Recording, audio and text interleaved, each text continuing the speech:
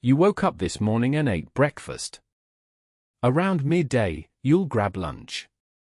And tonight, you'll sit down for dinner. You won't question it. You never have. It just feels like the natural order of things. But here's what almost nobody talks about.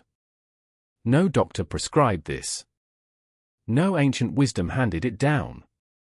3 meals a day is not a law of nature. It's a story. And it's one of the strangest, most human stories there is. To find where it began, we have to go back 23,000 years. Picture a lakeshore in what is now northern Israel, 23,000 years ago. Archaeologists digging there found the remains of small brush huts, each built around a hearth.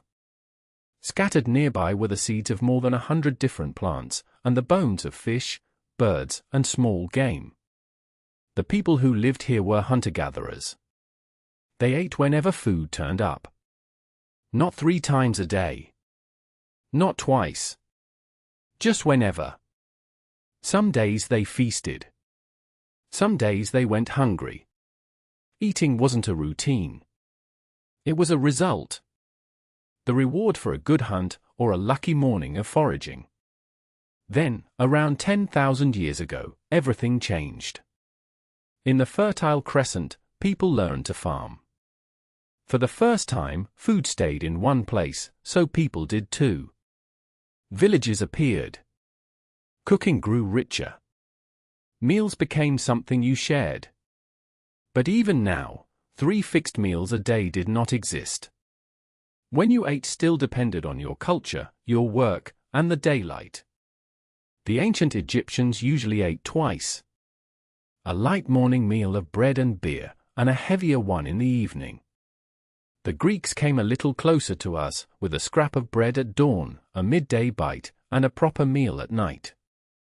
But not everyone ate all 3. And the Romans?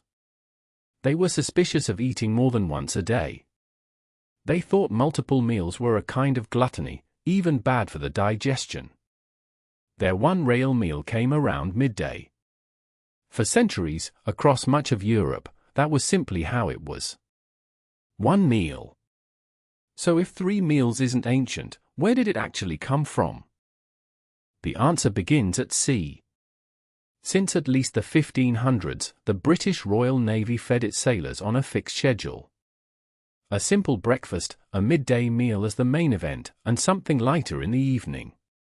The reason was purely practical. Hard physical work needed fuel at predictable times, and a ship runs on routine. But the thing that truly locked 3 meals into everyday life was the Industrial Revolution. Starting around 1760 in Britain, people stopped working in fields that followed the loose rhythm of the seasons, and started working in factories that followed a clock. You clocked in. You clocked out.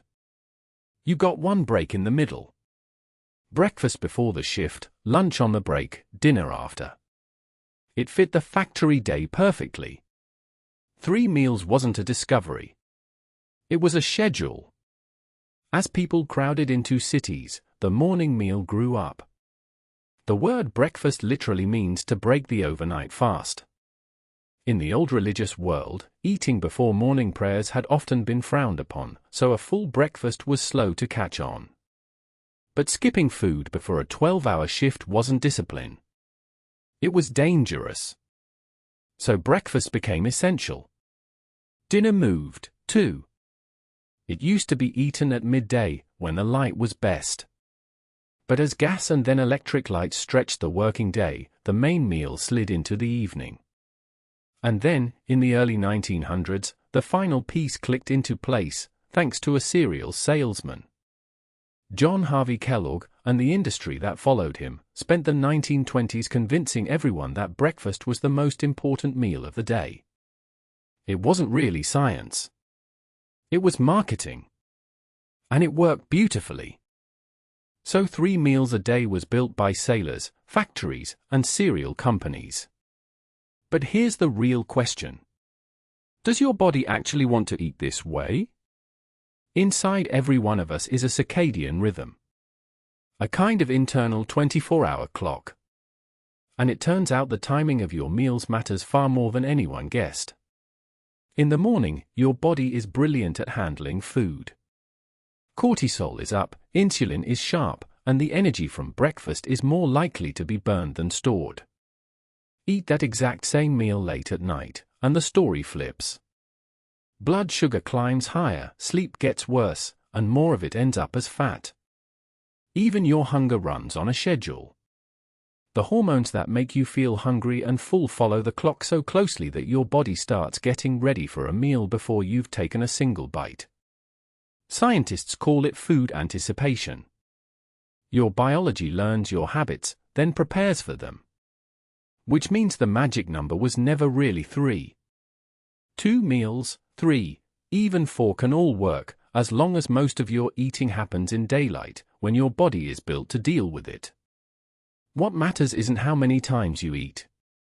It's when. But there's one more thing the clock can't explain.